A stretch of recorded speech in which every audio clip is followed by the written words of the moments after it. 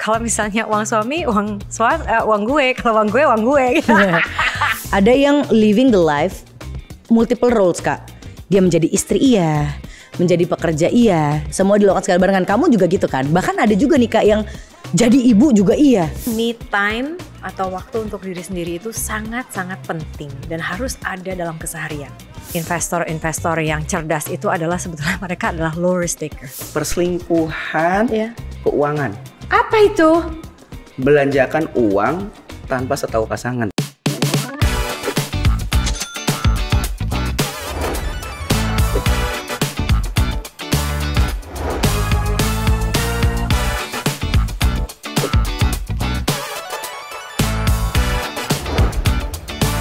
Money Language dari Genius. Hai, welcome back di Money Language. Ini adalah tempat di mana kita bisa ngulik cerita, curhatan, sampai solusi keuangan dengan cara yang seru. Barengan sama Bila lagi, halo. Dan di episode kali ini kita bakal ngobrol sama my role model. Kayak literally ini adalah seorang perempuan karir yang menginspirasi banyak perempuan di luar sana. Karena gak cuma karir aja. Ngeliat jadi jurnalis iya. Tapi pemain film kok juga iya? Sana sini iya. Kalau gitu langsung aja kita ajak ngobrol. Apakah ini adalah kakak aku dari kehidupan sebelumnya? Marissa Anita. Hai Vila. Yes, Susi. Kak, thank you for being here. Thank you for inviting me. Yay, thank you juga tim Genius sudah mempertemukan aku dengan Kak Marissa Anita ya. Thank you Genius. How are you? I'm good. How are you? I'm good. Karena pengen nyamain aja. Lately lagi sibuk apa Kak? Aku tuh kemarin baru launching film sama Netflix, judulnya A Normal Woman. Yes. Kamu juga udah nonton Yes. kan? Thank you banget. I love Thank you. A Normal Woman on Netflix. Yes. Mungkin nih Kak dari secara judul Normal Woman, mungkin yang sekarang lagi lebih awam di kita Crazy Woman alias Cegil ya. Oh gitu ya? Ya jadi boleh diceritain dong Kak kalau Normal Woman ini menceritakan tentang apa? A Normal Woman ini sebenarnya mungkin simpelnya adalah perjalanan seorang perempuan yang mungkin ya dipersepsikan oleh masyarakat, wah cegil nih. Tapi sebetulnya ini hanya proses dia aja untuk menjadi dirinya dia sendiri gitu loh. Oke. Jadi dari perempuan yang super people pleaser, itu mungkin kita semua people pleaser, tapi ini dikali 100 atau dikali 1000 Oh gitu. Saking people pleasernya sampai dia kehilangan dirinya sendiri. Oke. Dan film ini intinya menceritakan perjalanan dia untuk mencari dirinya kembali. Jadi apakah behind kalimat a normal woman adalah kayak sebetulnya woman being cegil, woman being anything that she wants to be, that's just woman being normal. Iya betul. Dan sebenarnya ada cegil, ada juga cogil, jangan salah. Slay. Iya kan. Watch out, cogil out there. Oh, bener banget. Jadi sedang promo film A Normal Woman ini ya Kak. Kak ini kan film ini sebetulnya menceritakan yang tadi ya. Tapi kalau misalkan kita bahas in general, Yes. kayak like in real life ini ya, kita speakingnya. Perempuan normal tuh memang menurut kamu tuh seperti apa sih Kak? Perempuan normal menurutku adalah perempuan yang selaras. Oke. Selaras itu maksudnya secara psikisnya dia selaras, emosinya dia itu selaras, sehingga dia tuh merasa nyaman. Apa yang aku maksud selaras biasanya tuh dia tuh merasa nyaman. Dia tuh merasa nyaman menjadi dirinya sendiri. Complete itu mungkin agak susah diraih ya. Karena kita sebagai manusia kan kita terus berevolusi. Jadi pasti ada sesuatu yang kita bisa pelajari. Sampai kita meninggalkan dunia ini tuh akan ada sesuatu yang selalu kita pelajari. Tapi selaras sih. Dia tahu dirinya sendiri itu mayoritas itu apa gitu ya. Kita nggak akan pernah tahu secara penuh kita ini siapa. It's a lifetime journey. Tapi setidaknya basic-basicnya, dasar-dasarnya tuh kita tahu kita siapa. Karena kalau misalnya kita tahu kita siapa, kita jadi merasa lebih selaras. Segala macam keputusan yang kita ambil dalam hidup itu benar-benar atas hasil pikiran yang udah mantap. Yang kayak udah in sync banget ya sebetulnya. Kayak dari inside, outside, dan juga kayak faktor-faktor lainnya that makes us woman. Yes. Dari film ini Kak, ada gak sih kamu merasa ada hal yang ini gue banget nih? Dari si Mila ini ya, kamu kan memerankan Mila or Grace. Kamu kan memerankan. Nggak boleh kasih tahu. Soalnya I'm afraid that I'm going to spoil the fun buat teman-teman yang baru mau nonton. Tapi ada gak sih yang kayak dari selama kamu memainkan si Mila ini kayak aduh ini gue banget lagi. Terutama kayak cara Mila mungkin kayak decide hal-hal penting dalam hidupnya dia, atau kayak dia next step yang mau dia ambil, atau sesimpel cara mengatur keuangan sebagai perempuan yang bekerja dan berpenghasilan. Oh, kalau dari cara ngatur keuangan aku beda banget sama Mila Gunawan. Oke. Karena kalau misalnya kita perhatikan ya, kalau teman-teman nonton A Normal Woman, Mila itu tidak punya otoritas terhadap keuangannya. Iya lagi. Sama sekali. Iya lagi. Karena dia itu dari keluarga yang kaya tajir melintir. Yang kayak udah dari sononya udah begitu aja gitu. Iya, jadi biasanya keluarga kaya tajir melintir, ini mungkin gak semuanya ya. Tapi Lucky kan melakukan riset gitu. Keluarga tajir melintir, apalagi ketika ada matriark di dalam rumah itu dan seorang anak menikah punya istri dan mereka tuh tinggal satu rumah, yang ngatur keuangan adalah matriark itu, persis sama Liliana Gunawan. Jadi tahu nggak, dikasih allowance sayang. Jadi kamu ingat ada satu adegan di mana suaminya Mila, Jonathan, itu bilang, Mil, aku nggak bisa. I have to tell the truth. Aku harus ngomong sesungguhnya ke mama nih, karena pengeluaran kamu tuh aku udah nggak bisa cover lagi gitu loh. Kemarin pengeluaran ini, pengeluaran itu. Karena emang sumbernya dari matriarknya itu dikasih uang jajan. Jadi kayak you don't really have power sih. Gak punya otoritas atas uangnya dia. Iya. Sedangkan aku beda banget. I have full authority of my money. Jadi aku punya otoritas penuh terhadap uangku. Jadi gaji yang aku terima, kemudian cara aku mengeluarkannya, aku tuh punya otoritas penuh. Oke. Itu kan kalau untuk keuangan ya Kak. Tapi kalau kayak in personal, kayak itu, you and Mila ada nggak sih kayak similarity-nya? Ada banget. People pleasingnya. Kita semua itu aku yakin ada kadar people pleasing ya. Iya lagi Kak, apalagi kita di Indonesia kan kayak nggak enakan. Yes. Terus sopan santun tuh somehow juga the root of people pleasing loh. Bisa juga. Iya ya kan. Sopan santun yang keliru ya. Yang keliru betul ya, mungkin yang termisinterpret ya. Yes. Kadang kan kayak emang kita cuma dikasih tahu apa, tapi mungkin kayak pengaplikasiannya juga suka keliru gitu ya. Iya lagi aku setuju terus Kak. People pleasing. Aku yakin semua orang punya tendensi untuk ingin menyenangkan orang lain. Sebetulnya akarnya itu baik karena kita ingin bisa diterima ya. Makanya kita tuh membentuk diri kita agar kita bisa diterima oleh orang lain. Salah satunya adalah ya udah deh gue senengin elu biar gue diterima. Diterima tuh artinya apa? Dicintai gitu. Tidak teralienasi. Tapi kadarnya itu yang harus kita perhatikan, Pila. Kalau terlalu people pleasing sampai kayak Mila Gunawan, itu akhirnya dia akan kehilangan dirinya dia sendiri. Iya, kayak jadinya kita kebanyakan ngasih keluar, and it consumes us inside. Abis gelasnya. Iya. Ini ngomongin gelas, aku boleh ya? Boleh loh. Ya, boleh dong. Anggap aja rumah sendiri Mbak. Anggap aja Mbak. Ngambil. Mau. Oh mana? Ngambil cemilan ada. Mau. Maaf nggak masak ini, seadanya ini. Seadanya kok. Nah coba sekarang aku mau mengajak kamu untuk nengok ke belakang. Kita lihat Marissa Anita yang satu itu masih menjadi jurnalis TV. Kak, what do you have in mind when you see that photo? Amazing, I love it. Seperti dilihat nih di news stickernya 21 Juli 2008. Berarti ini fotonya emang print screen dari 2008 ya. Kak, to be honest, di saat kamu sudah menjadi reporter, aku juga masih pakai baju merah Kak. Tapi di sekolah dasar. Gemes. Yang bertila gemes banget. Yeah, which shows kayak kamu udah you have such a long journey up till today, Kak, being who you are today. But if you can say something to her, what are you gonna say now?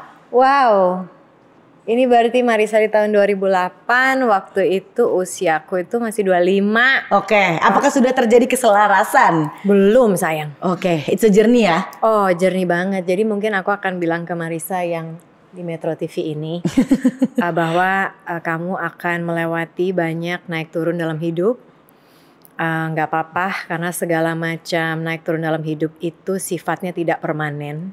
Karena memang hidup ini itu impermanen ya. Segala sesuatu itu selalu berubah. Tapi nggak apa-apa karena you will always find the strength. Kamu akan selalu menemukan kekuatan itu tidak hanya dalam diri tapi dalam orang-orang sekitar yang kamu ajak bicara dan kamu dengarkan. Dan kamu bisa jadikan itu pelajaran bagi kamu untuk terus maju, melewati segala macam tantangan dan keindahan dalam hidup. Jadi intinya kayak you are turning out into exactly you wanna be. Would you say that to her? I think aku rasa itu buat semua orang ya. Buat sebetulnya. semua orang ya. Jadi kayak ya kayak be brave aja. Iya, be fearless, say yes to life. Kayak tahan, udah berjuang aja, berjuang ya. Berjuang bisa gitu. Don't forget to be compassionate. Yeah. And kind, not only to others but also to yourself. To yourself harus juga, karena biasanya kita adalah kritik terburuk terhadap diri kita sendiri. Iya sih, our biggest enemy is ourselves. Iya, dan it's kayak true, klise kan? Klise, but it's true. Kak, I strongly believe in inner saboteur. Inner saboteur, kayak inner saboteur kamu apa? My inner saboteur. Nggak tahu, kayak there's this one thing that keeps telling me kayak you cannot do that and others can. As a Scorpio, I hate it. I hate you. Terus kamu bilang apa ke inner saboteur kamu? No, you're wrong. Yes, girl, slay. Kayak gini, kata siapa? Yes. Menurut siapa? Good. Menurut lah. Good, Pila, that's so good. Itu dalam psikologi namanya adalah Cognitive Behavioral Therapy atau CBT. Yes. Dimana kamu mempertanyakan kembali, kata siapa ya, sorry. Oke, coba buktikan, gak terbukti itu, oke, kalau gitu gue maju. Iya, kayak no you don't make sense. That's good, Pila. Yeay, semoga aku bisa mencapai tahap keselarasan ini ya Kak. Karena namanya menjadi perempuan ini kita lagi bahas girls talk banget lah ya. Jadi namanya menjadi perempuan tuh, perempuan terkenal dengan kita tuh bisa multitask. Iya, meskipun ya kan? Sebetulnya itu aku nggak rekomen. Nggak rekomen karena jujur, memang kalau ditanya multitask bisa hasilnya bagus apa enggak. Nah, itu kita lihat nanti ya. Tapi balik lagi, menjadi perempuan itu terkadang ya ada yang living the life multiple roles Kak. Dia menjadi istri iya, menjadi pekerja iya, semua dilakukan sekali barengan. Kamu juga gitu kan? Bahkan ada juga nih Kak yang jadi ibu juga iya. Iya, jadi tante juga iya. Iya, jadi kayak jadi anak juga iya loh. Iya. Jadi anak tuh juga kayak no one like really talks about that, tapi itu juga penting. Kita menjadi anak gitu kan. Nah, sehingga mungkin banyak yang suka kayak overwhelm atau pada akhirnya melupakan dirinya sendiri. Karena itu tadi you give so much to others that you forget to save some for yourself. Apakah kamu pernah merasa kayak gitu Kak? Or what do you think? Tentu pernah, semua manusia ya, nggak cuma perempuan gitu, tapi laki-laki juga itu pasti punya merasakan, karena laki-laki dan perempuan itu memang punya tanggung jawab masing-masing. Mungkin memang perempuan lebih banyak perannya, laki-laki juga punya peran-peran mungkin tidak sebanyak perempuan. Aku juga tentu pernah merasakan hal itu, karena kan sebenarnya niatannya baik ya, we give and give. Kita selalu memberi gitu pada orang-orang sekitar. Makanya aku selalu bilang jangan lupa juga memberi ke diri sendiri ya gitu. Kalau nggak nanti gelas kita nggak habis nih. Kalau udah habis gimana mau memberi ke orang lain? Udah habis nih isinya. So buat aku me time atau waktu untuk diri sendiri itu sangat-sangat penting dan harus ada dalam keseharian. Anyways, tadi kan kita sempat bahas-bahas soal how you are in control about your money. Ya. Dan segala macam. Nah. Kalau tadi kan you as a person ya, tapi kita coba bahas role-nya you as a wife. Apakah kamu di rumah juga menjadi perencana keuangan atau kayak bareng-bareng aja sama suami bagi-bagi tugas atau gimana? Aku tuh malah jadi ini kayak semacam orang yang memberikan financial advice ke suami. Sumpah. Iya, maksudku gini, karena aku tuh kalau misalnya aku suka banget nabung. Karena emang diajarin sama ibuku nabung sejak kecil. Nanti kita akan ngomongin lah kenapa aku menjadi seperti ini. Oke, menarik. Karena sebenarnya ada akar traumanya juga, tapi ya udahlah ya, we turn it into gold. Iya. Slay. Jadi aku tuh bisa kayak ngasih tahu sharing gitu ya. Aku tuh cara investing tuh begini. Aku tuh lebih suka investing di fixed rate atau ORI, government bonds. Karena emang aku bukan tipe orang yang suka model trading gitu loh. Yang langsung dapat return cepet dan banyak gitu. Jadi kayak ngeliatin saham mulu tuh aku enggak. That's not me.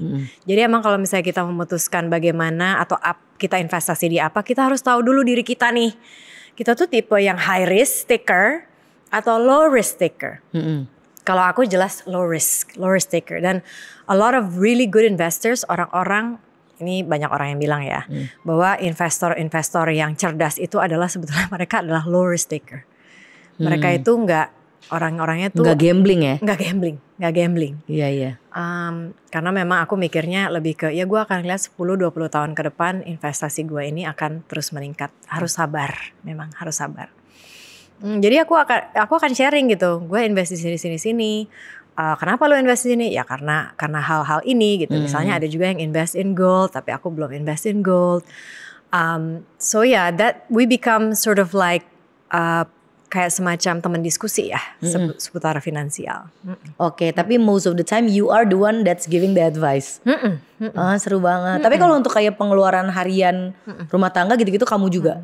Kalau kita tuh memang sistemnya itu 50-50. Oke. Jadi he contributes and I contribute. Seru banget. I want that. Tapi kan ada juga yang gini, Beb.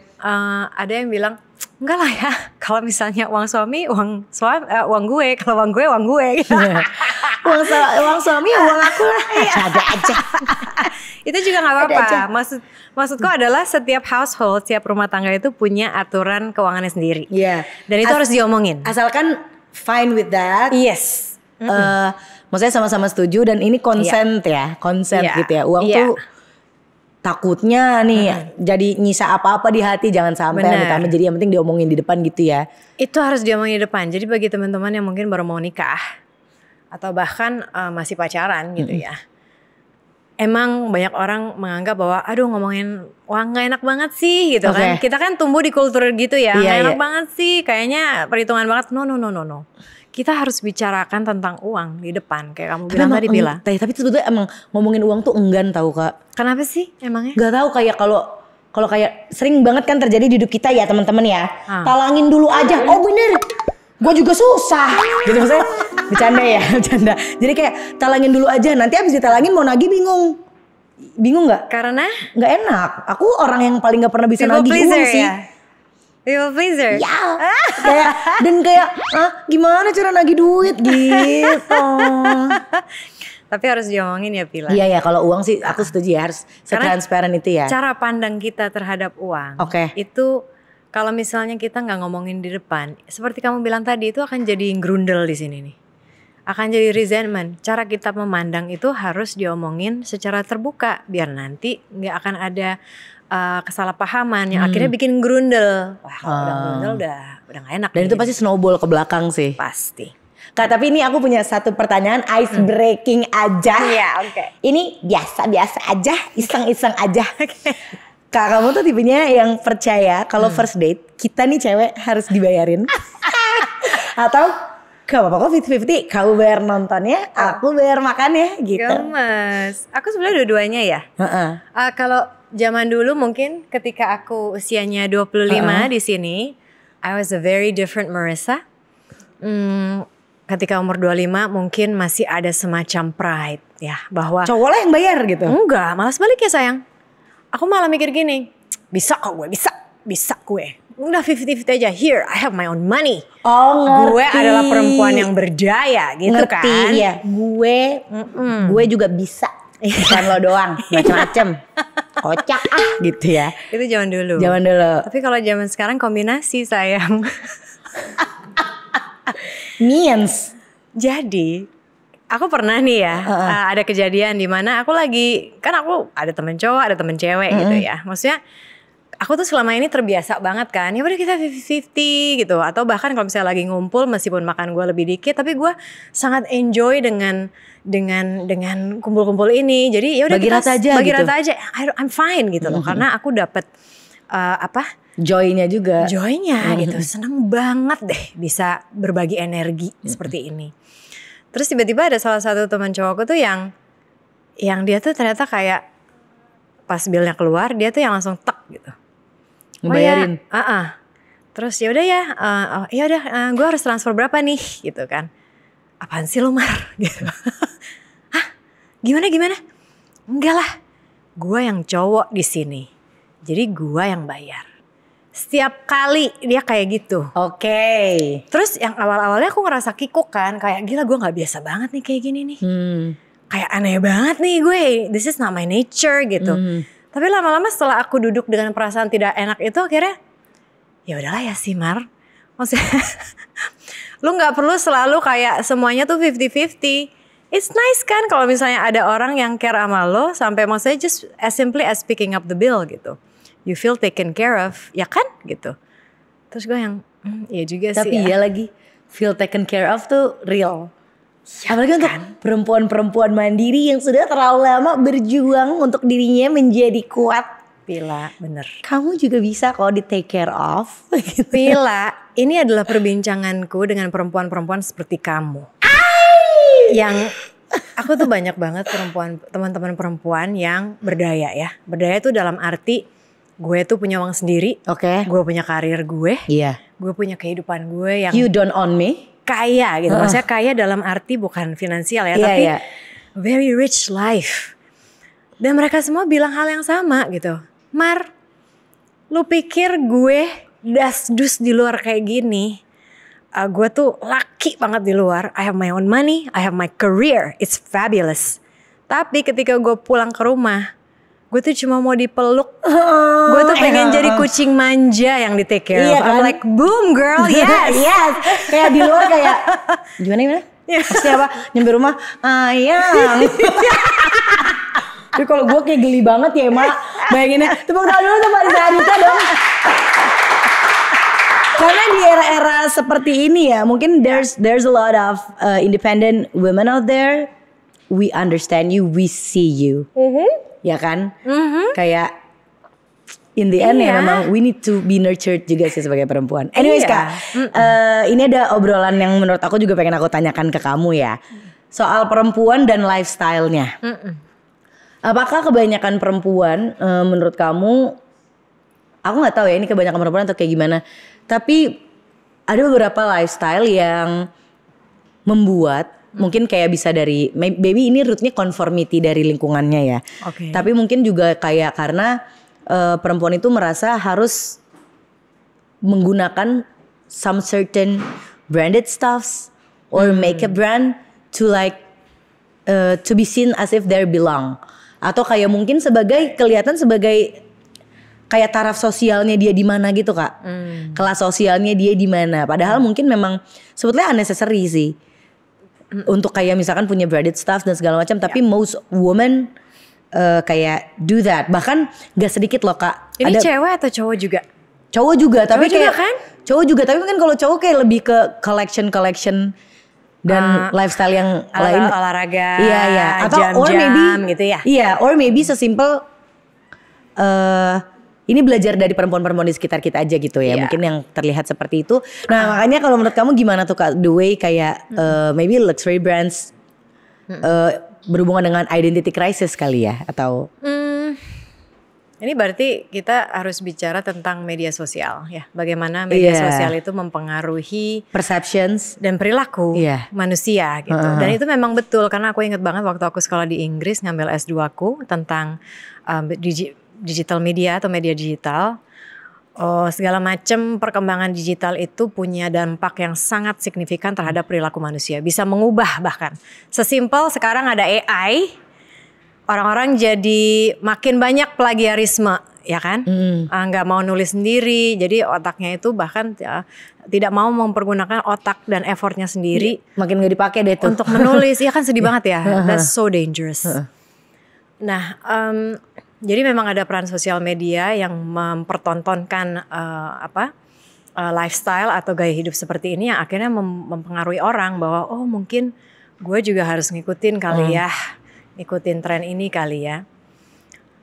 For me sebetulnya ini tuh sebenarnya akarnya tuh manis. Dalam arti gini, kenapa sih orang-orang itu tergila-gila dengan barang-barang branded? Kenapa sih dia ingin dilihat dan ingin memposting bahwa oh gue punya nih tas yang harganya ratusan juta. Atau yang bagi yang cowok-cowok nih gue baru beli mobil nih, oke banget kan. atau jam gue nih keren nih guys gitu. Sneakers ya kalau cowok-cowok itu ya. Somehow. Oh gemes. Itu karena mereka tuh kan ingin dilihat ya. Ingin dilihat tuh sebetulnya apa? Mereka tuh ingin dicintai. Maksudnya ingin diterima gitu. Oh ingin dilihat misalnya, wah Bella, wow dia punya tas ratusan juta. Oke, I think I want to be friends with her deh. Ya, dia gitu. oke lah gitu. Gitu. Itu kan gara-gara ingin di include gitu. Iya. Dasarnya tuh di situ. Tapi ya pada akhirnya bahagia itu bukan dilihat dari status. Bukan dilihat dari kemewahan yang kita punya atau berapa banyak uang yang kita miliki. Sebetulnya kebahagiaan itu tuh bener-bener dari yang aku pelajari ya. Dari ada juga berbagai macam riset. Misalnya Harvard yang mempelajari apa kunci kebahagiaan selama 80 tahun terakhir. Itu adalah relasi kita dengan orang lain. Dan kualitas relasi kita dengan orang lain. Gitu. Dan komunikasinya ya sebetulnya. Iya, seberapa kamu dekat dengan seseorang. Seberapa kamu merasa aman dengan orang itu dan merasa dicintai. So bagi yang mungkin masih merasa bahwa buat gue untuk dilihat alias dicintai atau di-adore orang lain, gue harus punya barang-barang branded. Ask yourself again. Coba tanyakan ke diri sendiri, apakah itu betul-betul membuatmu bahagia atau tidak? Apalagi kalau tujuannya hanya untuk supaya terlihat setara ya sebetulnya. Setara dalam arti apa? Kayak misalkan, biar gue setara nih di circle ini, pada pakai tas branded, gue juga dong kayak gitu. Tapi di saat yang sama mungkin kita juga bisa bertanya, bentuk pertemanan apa sebetulnya yang kamu inginkan? Kalau misalnya kamu tiba-tiba gak punya tas itu, terus orang-orang ini meninggalkanmu, apakah itu pertemanan yang sesungguhnya? Nah, intinya dari kita juga harus apakah selaras. Iya, maksudnya yang kita cari itu apa? Gitu. Makanya kita harus tahu dulu diri kita sendiri. Gue tuh nyari apa sih dalam hidup ini sebetulnya? Kalau aku pribadi sih, aku nyari pertemanan yang bener-bener berdasarkan saling cinta. Mau gue lagi ada di atas atau gue lagi hancur banget, lu tetap ada di situ buat gue dan gue buat lo. Yes. So all no matter what the problem is, no matter kayak how is the financial situation is gitu sebetulnya. Lu dicintai untuk diri lu sendiri, bukan untuk atribut lo. Ya. Slay, setuju. Oke, ini menarik banget juga sebetulnya kalau misalkan kita bahas seputar financial ini. Kita hadirkan expertnya ya Kak. Yes. Nah tapi kali ini aku juga pengen menghadirkan satu laki-laki sih. Barengan sama dua cewek-cewek ini. Langsung aja kita sambut nih satu-satunya laki-laki di tengah-tengah kita ya. Ada Mas Budi Raharjo sebagai Certified Financial Planner dari OneShape. Mas, gimana kabarnya, sehat? Sehat, alhamdulillah. Alhamdulillah. Mas, mau tanya nih, tadi kan terakhir sebelum Mas Budi bergabung bersama kita, kita tuh aku dan Kak Marissa lagi bahasnya seputar lifestyle yang mungkin kayak pada akhirnya larinya banyak ke orang-orang yang membeli barang-barang atau kayak menjalani lifestyle yang tidak sesuai dengan taraf hidupnya sebetulnya. Nah, pengen tanya sama Mas Budi nih, emang kalau misalkan kita mau spending untuk perkara lifestyle, yang idealnya tuh gimana sih budgetingnya? Wah. Sebenarnya nggak ada suatu rumusan khusus ya nggak sih? Iya. Karena kan setiap orang kan beda nih, penghasilannya beda, kebutuhan keluarnya beda, tanggungannya beda. Ada yang single, ada yang berkeluarga, ada yang single income, ada yang double income. Jadi sebenarnya nggak ada suatu aturan spesifik. Tapi orang sering ngomong ada aturan yang disebut sebagai 50-30-20. That's a very famous principle ya. Apa itu? Ya, kok aku baru denger ya? Oh ya, itu very famous loh. Apa mungkin saking gak budgetingnya ya? Jadi ada. Aku pernah dengar sih, cuma aku pengen dijabarkan. Anggaran 50-30-20 itu adalah 50% untuk kebutuhan hidup, untuk konsumsi lah ya. 50%? Ya, 50%. 30% banyak yang bilang itu adalah untuk keinginan, 20% disisihkan untuk masa depan, untuk di saving. Tapi buat kita para perencana keuangan, if you want to be financially independent, mandiri nih nanti waktu pas mau pensiun, 50-30-20 actually is just a starting level. Ya, harusnya berarti 50 buat konsumsi. 30-nya itu adalah harusnya untuk saving dan investment, bangun aset. 20%-nya yang baru untuk yang fun-nya, keinginannya. Wants-nya. Jadi harusnya tuh kita kurangin lah ya yang untuk wants-nya, kita pertambah untuk yang saving-nya. Kalau mau financially independence. Tapi kan orang bisa punya pilihan ya. Dan belum tentu juga semua orang bisa 50% itu sebagai konsumsi kebutuhan hidupnya dia. Jadi konsumsi ini kan udah yang paling basic kan. Nah, konsumsi ini kita bagi, ada yang buat wants, ada yang buat needs juga gitu kan. Misalnya buat needs, yang buat kebutuhan dasarnya, itu juga macam-macam. Kalau tanggungannya makin banyak, income-nya nggak terlalu besar, pasti ini juga belum tentu dia 50% itu bisa berlaku hukumnya buat dia. Berarti gitu. tuh kalau untuk kayak cicilan, tagihan, apa itu masuknya Di di 50%. Ya nggak sih Mas? Enggak, masuknya di yang wants tadi. 50% kan? 50% yang untuk yang needs tadi, Iya. ya kan? 30 itu maksimal untuk cicilan.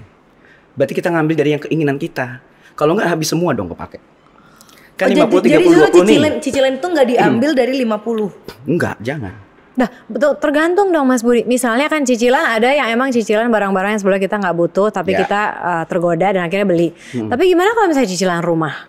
Ya, betul. Itu kan needs ya, bukan wants dong. Betul. Tapi alokasinya adalah dari yang 30% tadi. Oh gitu. 30%. 30% yang investment. Yang tadinya harusnya buat keinginan, tapi saya perbaikin harusnya itu buat investment. Oh gitu. Itu maksimal, karena itu parameternya. Cicilan sehat maksimal sebuah rumah tangga itu maksimal 1/3 penghasilan. Cicilan sehat Maksimal. Sepertinya. Jadi kalau orang punya penghasilan 1 juta, Iya. cicilannya maksimal 300.000. Itu udah paling maksimal banget. Supaya apa? Terkontrol. Kedua, nggak bikin nervous. Maksudnya? Coba kalau orang cicilannya misalnya 45% atau 50% dari income, pasti setiap kali terima gaji, dia pasti langsung kayaknya duit gua kemana ya? Pasti larinya pasti ke buat cicilan-cicilan doang kan, akan kembali ke situ lagi. Nah, jadi itu rule of thumb-nya, tapi kembali sesuaikan juga kepada masing-masing gitu, belum tuh berlaku. Terus kalau misalnya Mas Budi, penghasilan saya udah saya irit-irit aja, 70% itu udah buat yang paling needs. Oh wow. Jadi spare-nya cuma 30% dong. Spare 30%. Ini mau saya apain? Atur prioritas. Mana dulu? Needs dulu apa saving dulu? Terus ada cicilan nggak? Kalau saran saya kalau udah segitu jangan terlalu banyak cicilan ya. Cicilan boleh mungkin untuk short term. Oh, di rumah TV tiba-tiba rusak. Ya kan? Nyicil cuma sebulan 2 bulan, habis itu udah selesai. Gitu kan? Oh, tiba-tiba pompa rusak darurat, air nggak keluar. Ya, terus kemudian nyicil sebulan 2 bulan selesai. Habis itu harus mulai saving lagi. Itu buat apa? Tujuannya buat ngebalance ya sebenarnya ya, menyeimbangkan, bikin fondasi keuangan kita tuh biar lebih stabil lah ya gitu. Ada pengorbanan pasti. Enaknya kan punya penghasilan, nature-nya kita pengennya belanjain, betul nggak? Emang ada yang nature-nya tiba-tiba, aduh di saving. Aku nature-nya saving sih. Saving. Begitu brojol langsung pingin saving. Iya, karena kalau yang tadi aku bilang Pila, cara aku memanage uang itu sebetulnya akarnya dari trauma Mas Budi. Waktu kecil aku nggak pernah ngerasanya aman. Karena dari kecil ya? Karena bapakku pelit. Itu pengaruh ya. Almarhum ya, hai Dario gitu. Iya, jadi aku tuh selalu nggak pernah ngerasa secure waktu kecil secara finansial. Jadi ketika aku kecil tuh ibuku juga bilang, kamu ya kalau misalnya udah besar jadi perempuan punya karir harus punya uang sendiri. Doktrin. Jadinya karena doktrin itu aku jadi saving dulu. Kayaknya masing-masing orang beda ya. Betul, bisa saving dulu. Tapi ya itu dia, nature-nya kita sebenarnya adalah enaknya kalau punya penghasilan belanja. Tapi memang ada dalam hal-hal kehidupan kita itu yang mempengaruhi keputusan keuangan kita. Betul. Dan kalau itu very traumatic, dia akan lebih hati-hati, dia akan lebih wise gitu ya. Ada akan lebih banyak pertimbangan dan itu bisa mempengaruhi. Tadi yang ngomongin investasi ya, ada orang yang profilnya konservatif. Kenapa dia konservatif? Ya karena dia selama ini pernah kena suatu masalah yang bikin dia harus hati-hati. Atau karena tanggungannya banyak, gue nggak boleh nih sembarangan naruh uang gue di sini. Kalau sembarangan gue taruh nanti akan jadi bahaya. Yang bergantung secara finansial ke saya itu ada sekian banyak, jadi saya nggak boleh sembarangan. Jadi bisa jadi karakternya pribadi itu agresif, tapi kemudian kondisi membuat dia harus tone down konservatif. Dan menarik banget tadi yang diomongin soal investor kebanyakan apa tadi? Low risk. Low risk. Low risk taker. Low risk taker. Emang waktu pas lagi tiba-tiba lagi terutama FOMO investasi ya. Lagi rame nih investasi A, B, C, D, E, F, G. Itu orang tiba-tiba kayaknya kita nggak boleh ketinggalan, harus investasi ini nih.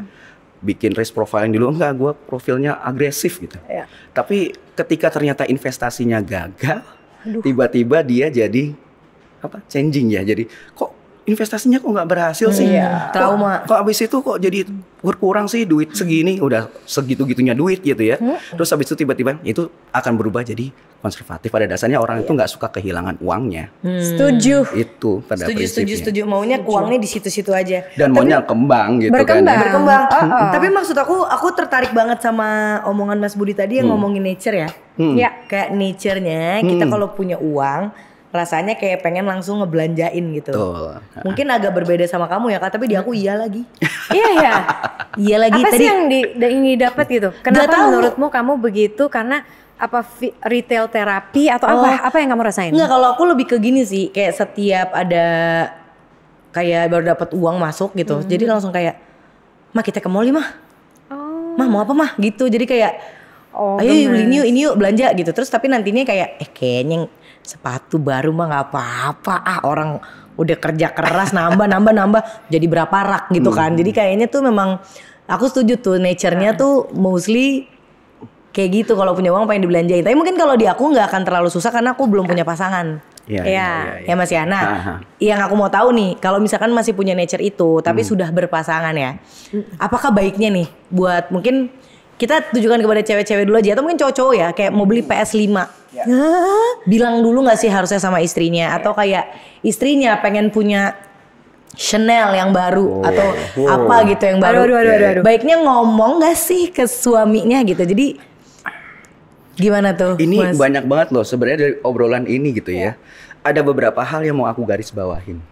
Yang pertama adalah soal pola belanja yang tiba-tiba gak mikirin duit kita tuh ada berapa. Itu bisa karena memang lebih fun membelanjakan, tapi bisa juga karena efek trauma juga. Coba dijelaskan. Aku pernah baca satu buku ya, namanya Mind Over Money. Jadi ini actually adalah certified financial planner yang juga sekaligus dia adalah doctor in psychology. Jadi dia mempelajari beberapa trauma-trauma finansial. Nah, salah satu trauma finansial itu adalah boros. Ya, pola boros. Dan boros itu bisa disebabkan karena ternyata ada trauma dalam kehidupannya di masa lalu. Aku bukan psikolog, aku cuma baca aja kira-kira beberapa contoh Bapakku kayak gitu tuh. Tapi ini seru banget, Iya, dia boomer dan dia mungkin dulu karena waktu kecil itu hidupnya susah. Jadi tuh dia pelit sih sama aku ya, tapi dia royal untuk dirinya sendiri.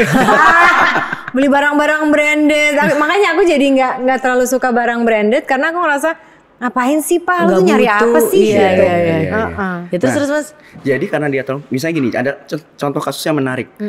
Ada anak kecil yang tadinya terbiasa gitu ya, nabung ditaruh dalam celengan gitu ya, dalam ini ya. Kalau dulu kan kita ada celengan kecil-kecil ayam atau apa gitu kan. Terus kemudian waktu pas tiba-tiba terkena, ya namanya ekonomi tuh nggak selalu stabil.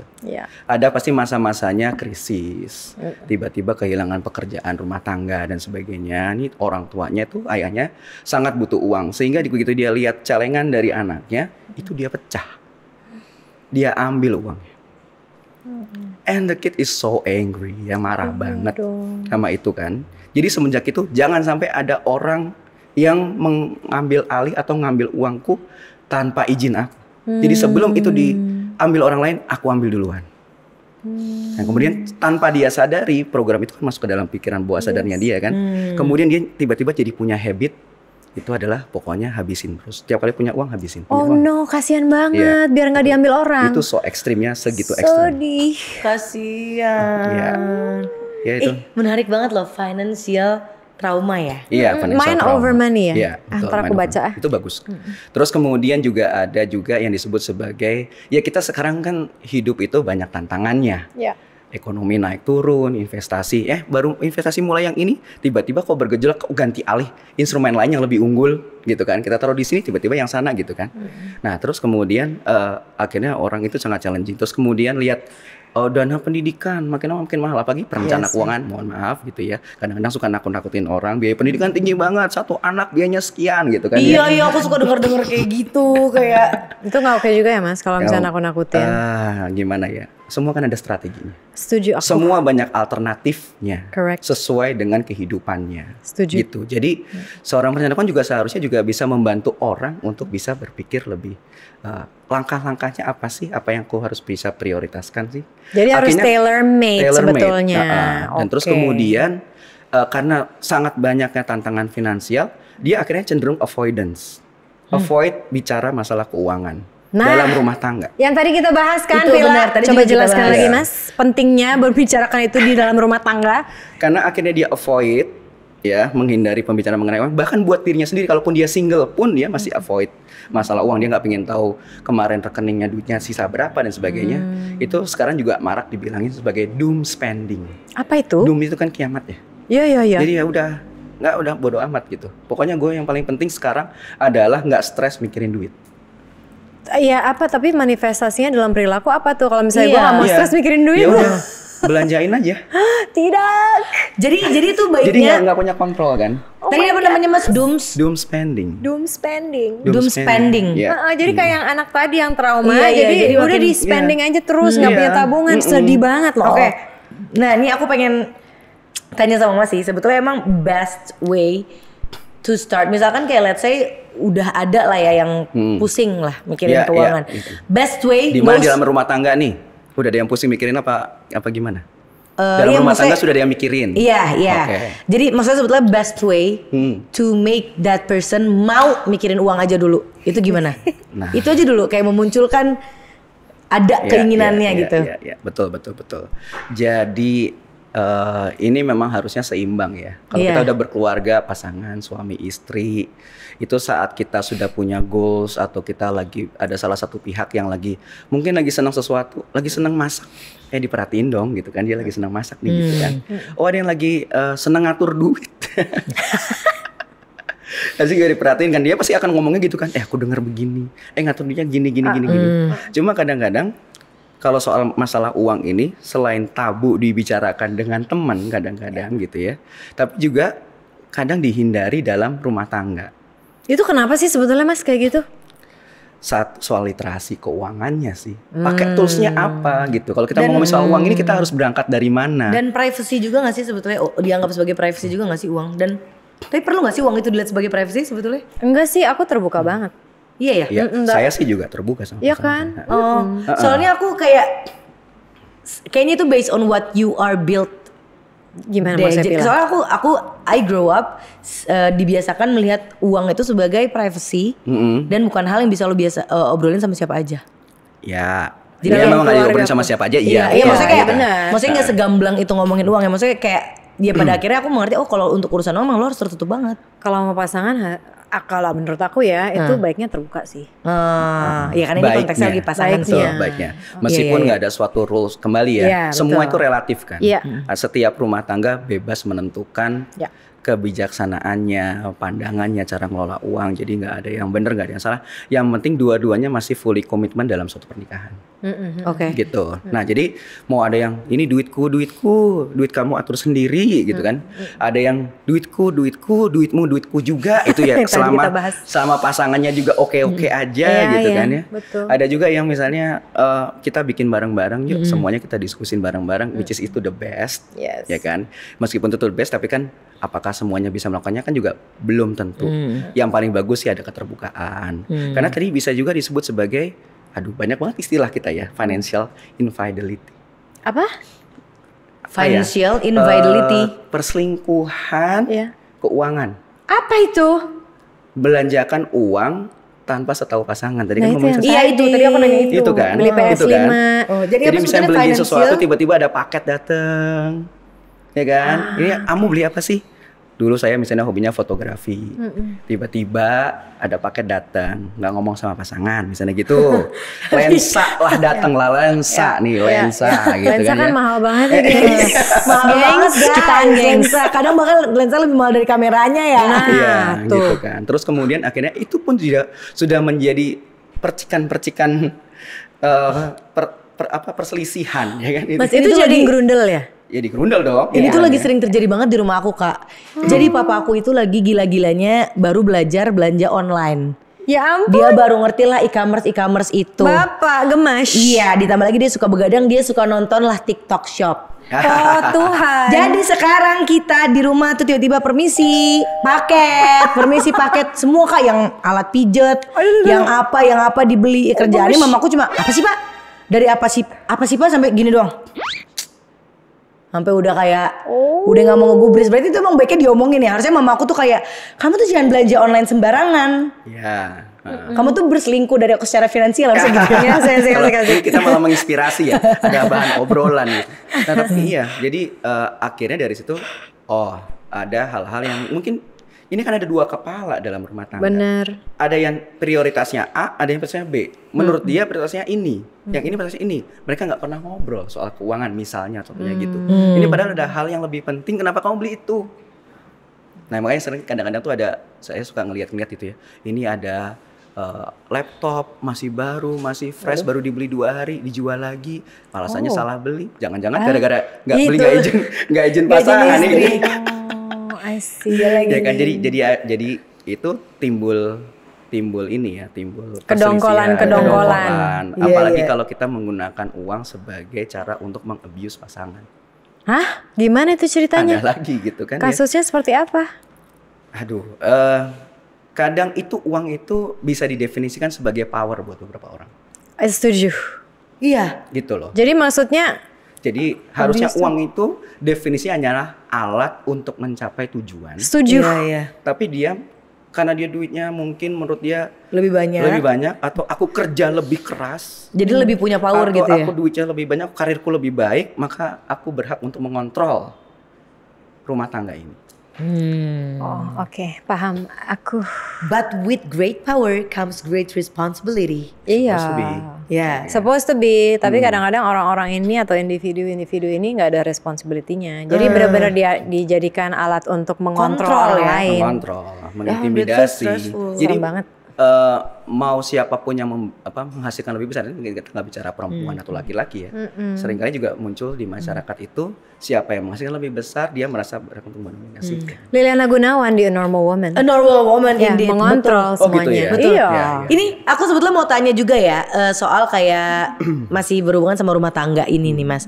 Tadi kan katanya ada power abuse karena mungkin salah satu dari pasangan ini ada yang kerjaannya lebih bagus. Ya. Sehingga kayak dia yang merasa dia lebih punya kontrol gitu untuk rumah tangganya. Nah tapi yang aku mau tanya, memang tuh sebetulnya yang bener tuh gimana sih Mas? Soalnya kalau misalkan kita denger dari, nggak tahu ya, karena aku muslim, kita muslim ya, kan katanya kan baiknya uang yang pegang istri. Oh, kalau di Islam gitu ya? Iya, baiknya uang yang menarik. pegang, iya gak sih Mas?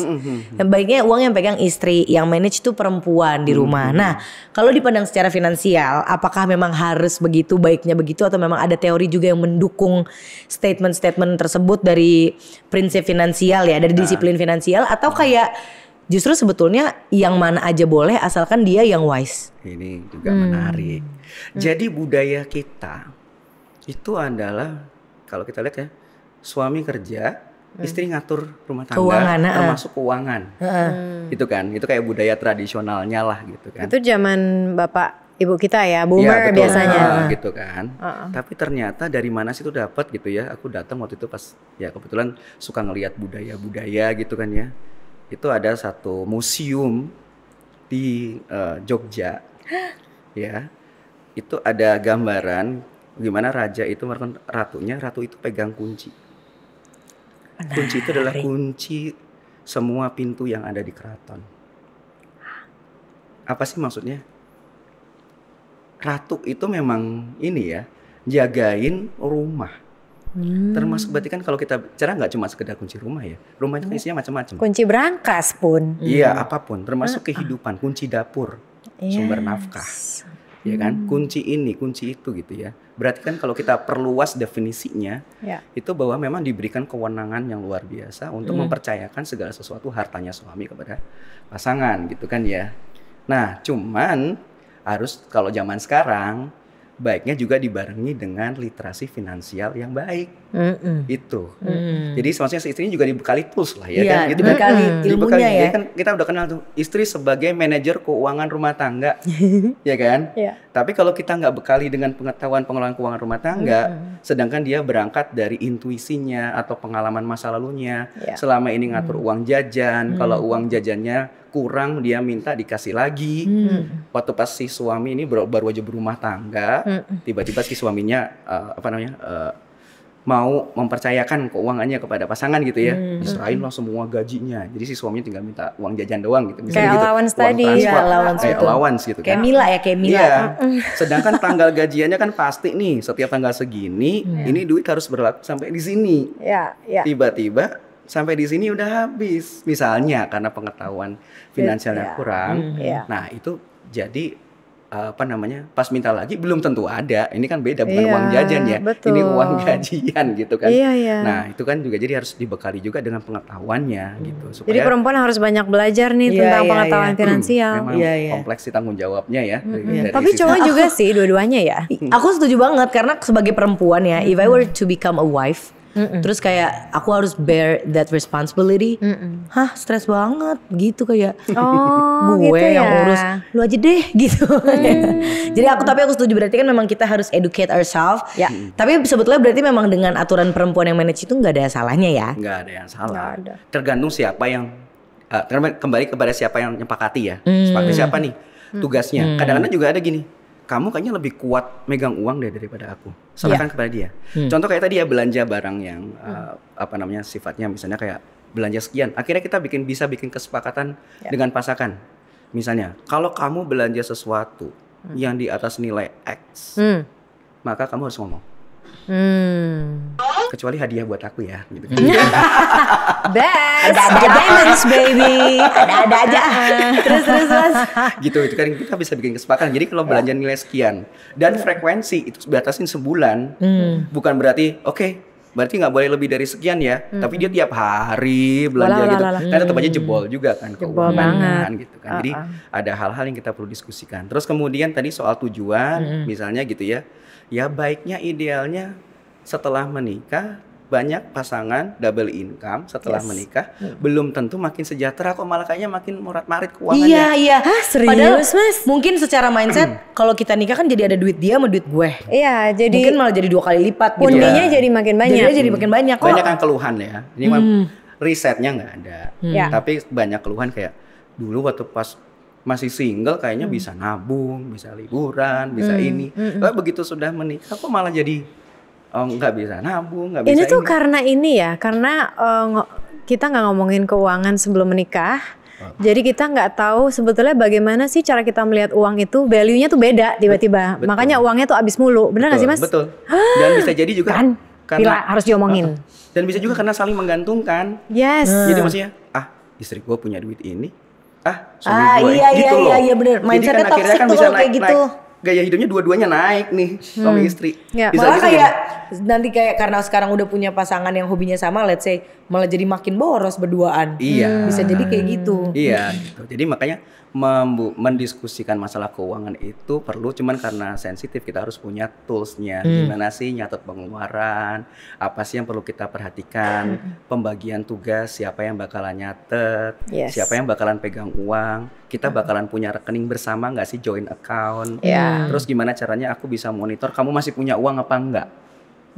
Ya kan? Cek aja dari handphonenya. Tapi joint account itu juga kayaknya aku nggak tahu ya Mas, apakah sekarang itu udah ada di Indonesia tuh ada ya Kak joint account. Soalnya aku biasa lihat di TV-TV bule-bule. Emang itu kalau misalnya di luar, yang aku tahu ya Mas, correct me if I'm wrong.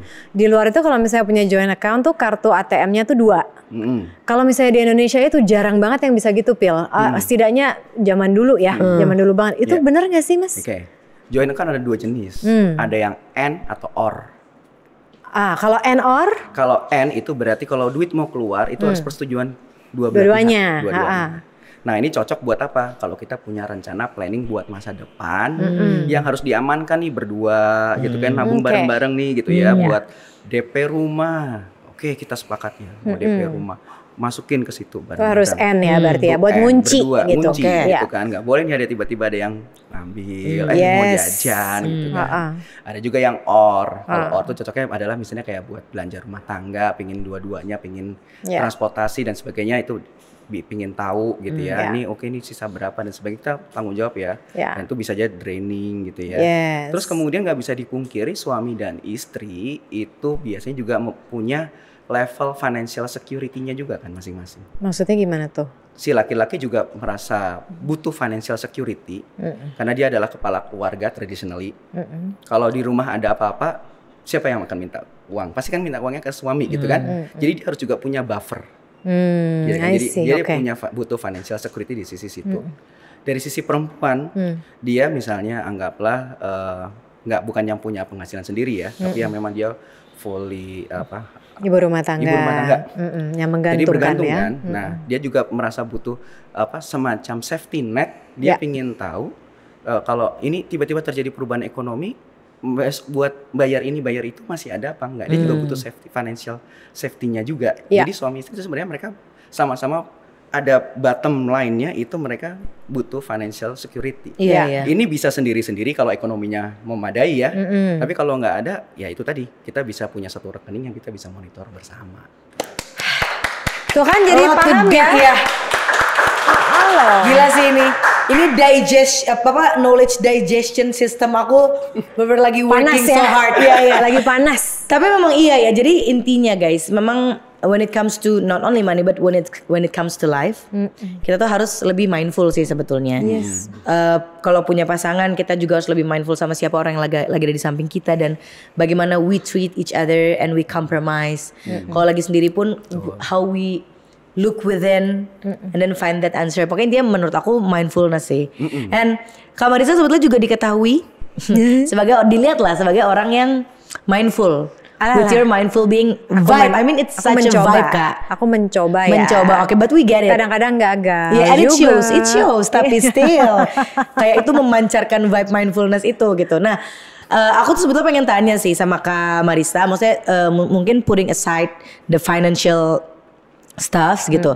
Aku pengen tahu kenapa kita tuh semua butuh prinsip mindful di hidup ini. Mindful itu kan artinya tubuh kita dan pikiran kita itu ada di satu tempat yang sama dan satu waktu yang sama.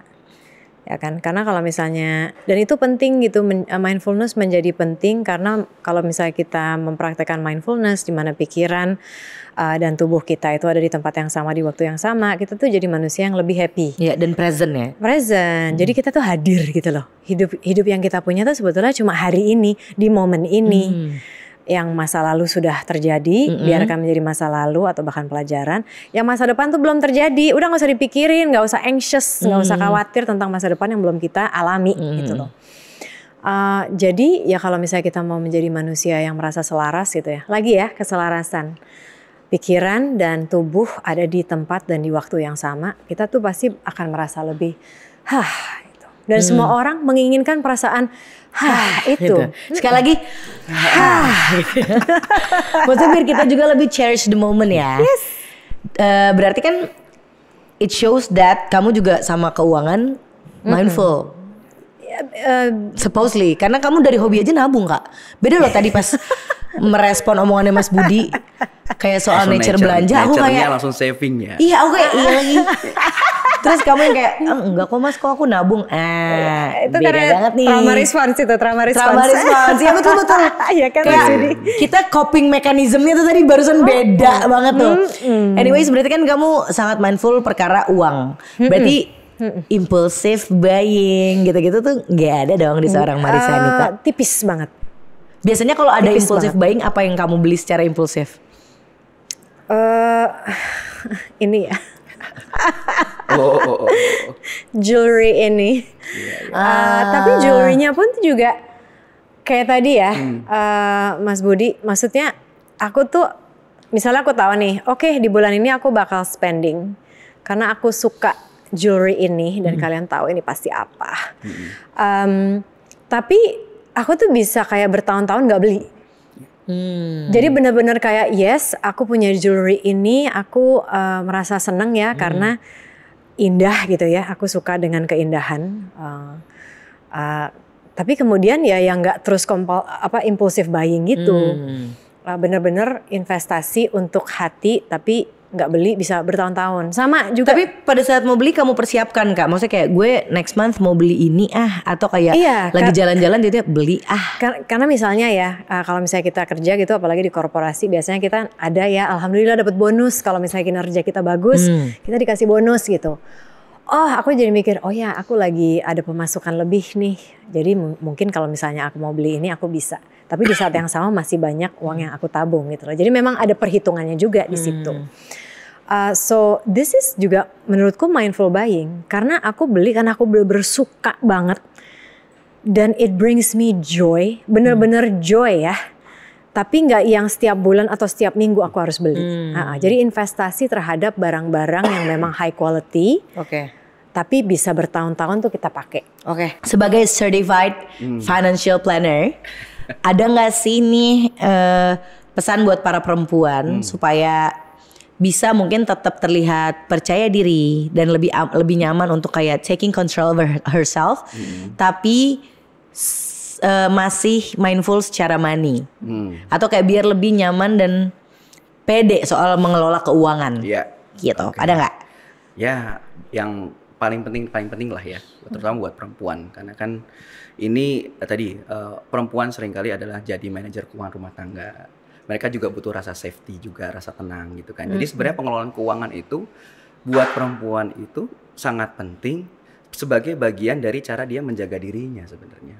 Coba dielaborasi, coba jelaskan. Kayak wanita kan juga seneng ya, perawatan tubuh, take care of themselves, makeup, terus kemudian juga melakukan aktivitas-aktivitas yang bisa buat menyembuhkan dirinya sendiri dari rasa lelah, butuh me time juga dan sebagainya. Skincare, massage, gitu kan. Nah artinya juga sebenarnya keuangan ini karena ini adalah bagian dari kehidupan yang nggak bisa kita hindarin. Kita memang harus berkutat sama dia gitu, karena nggak lepas kan. Sehingga jadi gimana caranya biar kita bisa lebih menjadikan kita tuh nggak cemas soal keuangan. Ya, setuju. Ya, jadi yang pertama adalah beresin keuangan, terutama bangun fondasi fundamental keuangan yang oke. Tahu kemana uangnya belanja. Tadi bicara mindful ya. Tadi saya setuju banget. Belanja satu sekali, mungkin kadang-kadang mahal ya. Barang-barang yang sudah kita idam-idamkan, cita-citakan. Ada suatu achievement, you can give rewards to yourself with limited ya. Jadi misalnya bonusnya 100%. Ya bukan 90% di itunya gitu ya. Tapi kebalikannya kan harusnya 10%. Ini kayak kita nambahin sambal dalam bakso gitu. Iya benar banget. Kebanyakan ntar pedes banget gitu. Sesuai dengan dirinya sendiri kayak gimana gitu. Analoginya best banget Mas. Jangan makan bakso tuh pakai sambal, jangan makan sambal pakai bakso. Iya. Kecuali emang dia senangnya begitu ya. Aduh. Nah jadi dia bikin fundamentalnya apa aja sih? Coba diisi pundi-pundi. Ini ada uang buat belanja, tapi uang tabungannya juga diisi juga. Uang nabung. Nanti kalau ada perlu ini dikeluarin. Emergency fund tuh juga butuh kan? Gitu kan harus punya gitu, karena itu memberikan rasa nyaman buat kita, rasa tenang. Iya benar, rasa secure. Dan di mana tiap orang tuh beda-beda rasa secure ini. Mungkin ada yang 1 bulan pengeluaran saya udah tenang, coveragenya gitu ya. Jadi misalnya 1 bulan pengeluarannya 1 juta. Ya udah cukup tenang gitu. Nah tapi ada juga yang mungkin butuhnya sampai 12 bulan baru ngerasa tenang. Ini ngomongin emergency fund itu ya? Itu bebas ya kan. Terus kemudian kayak punya coverage perlindungan kesehatan yang oke. Yes. Ya kan? Karena itu juga penting banget. Kalau datang nggak pakai permisi gitu kan, nggak pakai ketok pintu dulu, punya duit apa enggak gitu kan. Benar. Jadi itu perlu juga. Itu contoh yang paling basic. Terus kemudian tahu kemana uang kita dibelanjakan. Problem banget loh, kita belum tentu aware kemarin ngabisin uang 100.000 itu kemana aja, kok kemarin ada duit 100.000 tapi kok sekarang nggak ada. Oke, sebelum kita tutup pertemuan kita hari ini, aku punya 1 pertanyaan terakhir untuk kamu, Kak Marissa Anita. Boleh dijawab dengan 1 kata aja. Ya? Yes. Oke, so what's your money language? Money language itu maksudnya uang itu buat aku tuh apa gitu ya? Kebebasan. Freedom. Indeed.